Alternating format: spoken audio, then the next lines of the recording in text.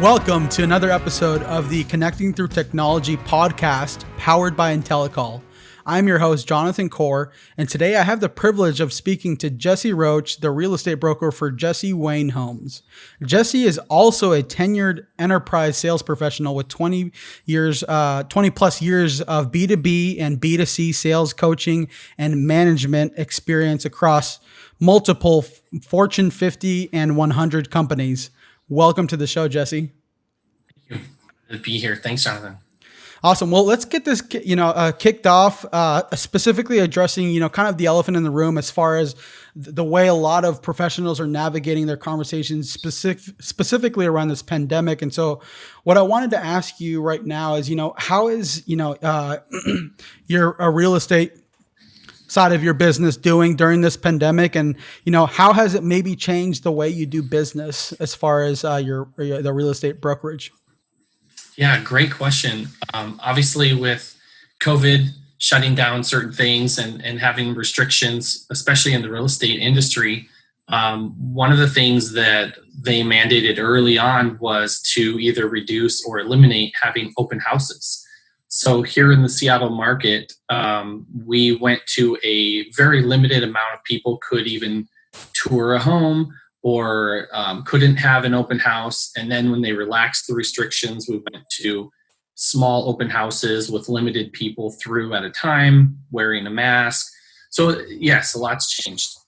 So one of the things that my company has helped to be able to navigate this is we do a lot of online like touring, and we'll make small videos of the homes that we're going into.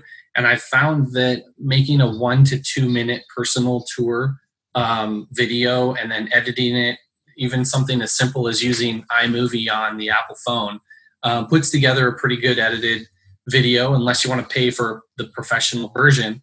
But obviously there are, video tours and Matterport and 3D images and tours that people can take a virtual tour of a home.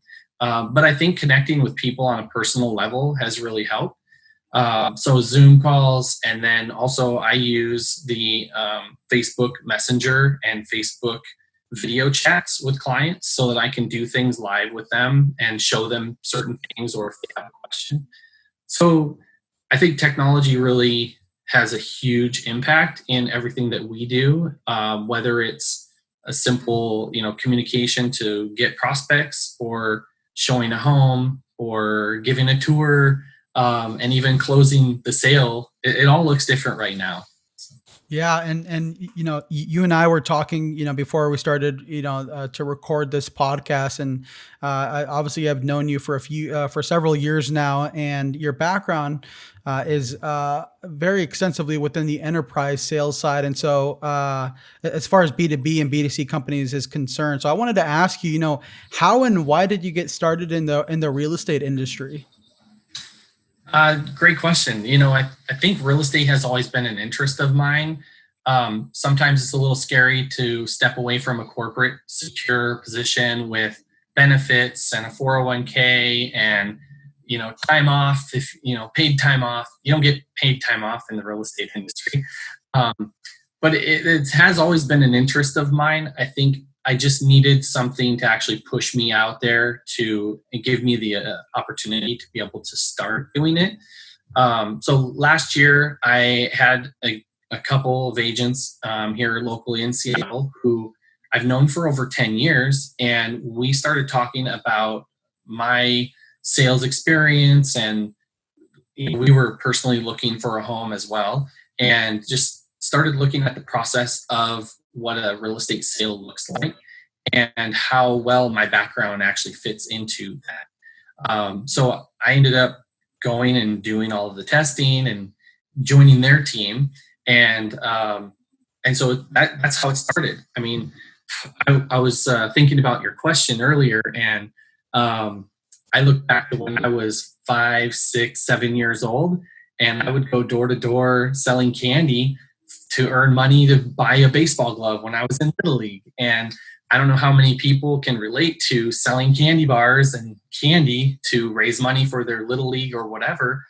But a lot of that was me going out and actually prospecting and finding the areas that I wanted to go to. And, I always looked for the neighborhoods with the best gardens because I knew that those were the people that were going to buy my candy. So it started a long time ago, but I, professionally have been doing, gym sales and insurance sales and payroll and a variety of, networking and then getting into enterprise sales in telecom. So all of that is growth. It's all experience and knowledge and sales experience that I think will be where I am now. Yeah, and I'm glad you shared that illustration. As far as everything coming full circle from, the door-to-door sales, when you were 5, and then now fast forward, maybe not directly door-to-door sales anymore because of the pandemic, but Right. a more Right. revised, version of that. And so I wanted to ask you, how much has your background in sales, specifically corporate sales, how much has that influenced your ability to, get more prospects, to close more deals within the tenure that you've been in the real estate industry now? I think all of it, like together, helps you to focus on the relationship for what you're selling or what business you're in. Every sale looks a little bit different, from the marketing to the prospecting to the first conversations and discovery questions that you're asking. But those pieces are always there no matter what you're selling. And then it really comes down to relationships. I don't think I've thrown away email addresses and phone numbers of clients for years. And all of that, they know you. And if they know you and they trust you and they respect you, then I don't think it matters what you're selling or what business you're in. It gives you the right to come back and say, hey, this is what I'm doing. Is this a good time for you in this space that I'm in? And if it's not, when would be a good time? But you learn those things through all of the sales that you do. Yeah, for sure. And so just to segue us into, the next part of this conversation, which is really understanding more of your business and specifically the types of customers you target, uh, in the perfect world, everybody would be your customer, but the reality of the matter is not everybody's a qualified buyer, buyer or seller in your case. But I wanted to ask you, what types of customer segments or who's the type of target audience that you're really looking at working with when it comes to real estate? Yeah, I put a lot of thought into that. I think that when you are looking at prospects, or that word prospects is in every type of sales industry. But when you look at a target market, I think in real estate, the target market is really the people that know you, who trust you, who would do business with you. And there are a lot of people out there, and not everyone is going to know me or buy from me, and that's okay. You have to really build that trust first. There's not a lot of cold calling in real estate. There's not a lot of you see some billboards with people's information on it, or that high profile agent on the bus. It takes a long time to get to that place where they're just looking for the cold call business. But honestly, target market is my warm network. It's my center of influence. It's people that know me or people that know that person that knows me. Outside of that, it's really hard to do business in real estate with those people because it makes the sale so much more challenging when they don't already have a connection with you and trust you. I don't see myself venturing out too far past 2 degrees of separation. We hope you're enjoying today's episode. Here's a quick shout out to today's sponsor. Intellacall is a video software that connects your customers with anyone in your organization with just one click from your website. But in a world filled with video software, why should you consider Intellacall? I'll tell you why using one word: simplicity.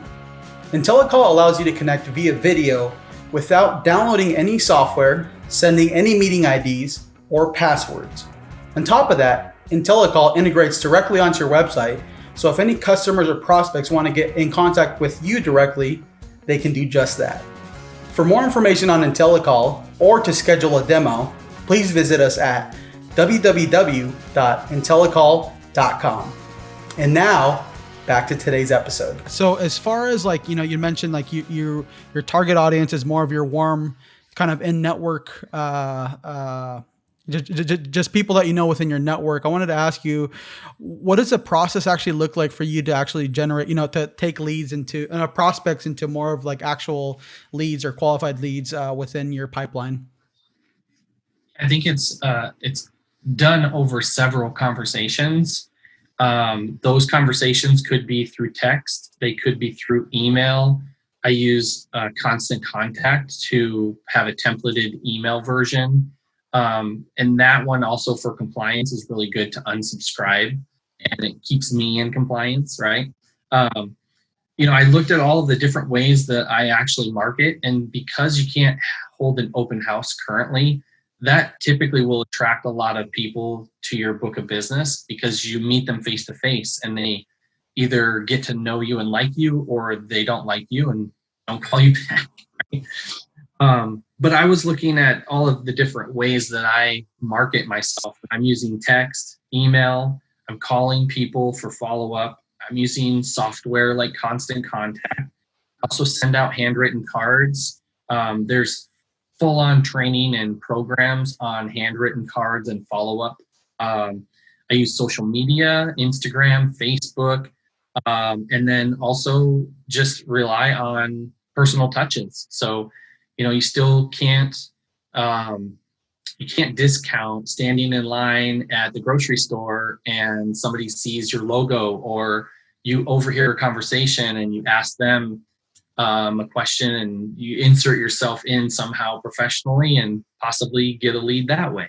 So I think you just have to be open to using all of these modalities now. To before, maybe you only had one or two that you really focused on. You alluded to, one of the ways that you look to connect with, prospects or leads, or, customers now, is you mentioned that you used video, actually recording videos and then editing them. What has been the response? Because we actually had a different real estate agent on the podcast, and they did something similar and it didn't work for them. And she had said, hey, it's not saying it doesn't work, it just didn't work for her. So I wanted to ask you, Sure. what's that experience been like for you, and what's been the response? I'm not using it necessarily to attract a new customer. I'm doing it more to have more touches to my warm market. I think if you think about marketing in the wrong way and you expect something back from it and then you fall short of that goal, then you say it doesn't work, right? Marketing tools, including the videos, are just another touch for me. So I'm looking at a 1 minute review video and I keep it to 59 seconds. And I just do something that's short and sweet, but impactful. And it might be something that I already showed in a different way in a longer video, but now I present it on social media as a short snippet. And it's really just another touch. So you look at guys like Gary V, the wine text. No, I didn't get paid for an official plug. They talk about marketing, they talk about touches and how many times you need to be on Instagram and Facebook. And sometimes, depending on your business model, that might be the realistic thing. And then other times you just have to go for whatever you're able to do. What are your abilities with social media? And I'm not the best with creating content. And so, I have people around me to bounce it off of, to say, hey, does this even look good? Then I'll post it. Otherwise, there might be times where I think something looks cool and I'm Generation X and I think it looks great. And then I get the millennial no,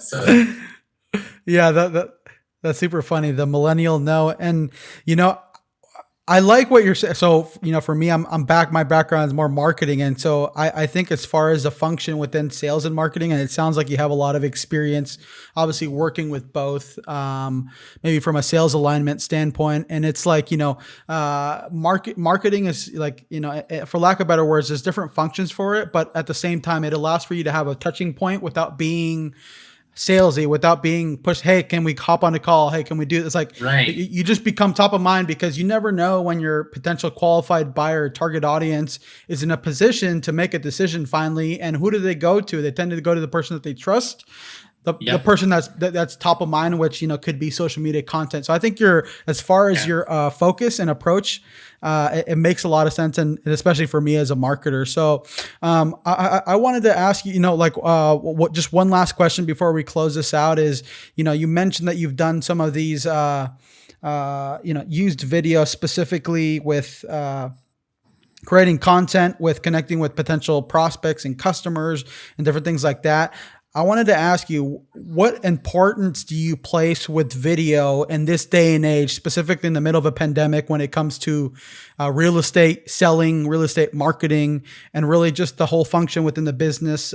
Because you could also be having meetings and different things like that. How important do you see video play within, the real estate and industry as a whole? Yeah, great question. I would say if that is not something that you are an expert in, that you should have someone else do it for you. But the truth is, if you look at TikTok and YouTube and Facebook videos, like they've all gone to Instagram Reel, and Facebook has their stories. Everything is about video because it's easier to relate to a video that has some sound and something funny versus the still photo and a bunch of text that you may have to read. So look at how many millions of people are sitting there flipping through TikTok videos, one after the other. And that is really where I see a lot of marketing going to. I'm not an expert in that area yet, and I'm learning how do you even approach TikTok with a real estate business without just trying to be funny and humorous. And then that's not my target market. I don't see my buyers and sellers in the age group that I'm looking at in the buying range that I want to focus on are not on TikTok and Instagram Reels yet. Doesn't mean they're not going to be there. I just don't think they're there right now. And so that's not my focus. But look at how many millions of viewers and views and how those videos are paying advertisements. So I think it's a really huge importance to marketing. It's kind of the future of marketing. But it's like, how do you tap your business into it, and how do you make it work for you in whatever business you're in? Yeah, 100% agree. I think I think it was Google who said by 2020, I think 80% of the content online would be consumed by video. And I think that's true more now than ever, given the rise of different platforms and things like that. And so I think it's going to become more an awesome way to really build trusts at scale, because maybe you can't have conversations with maybe 20 people, 50 people a day. Let's say like one-on-one 10-minute, but you can make 10-minute video that reaches maybe hundreds, if not thousands of people, depending on what platform you are. So I think that approach and that perspective is very valid. And so I wanted to ask you, if people are interested in learning more about you, Jesse, and connecting with you more, what are some of the platforms or ways that they can connect with you? I think first and foremost, going to my website is a great way to get to know me, jessewaynehomes.com. And I have an Instagram handle and I have Facebook. You can find me at Jesse Wayne Homes, and then find my Instagram that way too. The one thing I want to put out there is, I have I'm a Navy veteran, so I came up with a cool little anchor logo, had some beanies. But if you want to put out a contest, I'd be willing to put up a beanie for a free beanie for a winner of whatever contest you want to put out there. So, but that's really how to reach me. And I think, showing my marketing and like that's just, you just have to ask for it. If you don't ask for the business and you don't say what you want, then you're not going to get it. So. Well said. Yeah, I appreciate you sharing some of those, resources, way they connect with you, and also to thank you for your service. That's obviously something I always want to address. So with that said, thanks again, Jesse, for coming on the show and sharing how you're connecting with, with your customers, prospects, within your real estate business. Hey, you're welcome. Thanks for having me on. Appreciate it.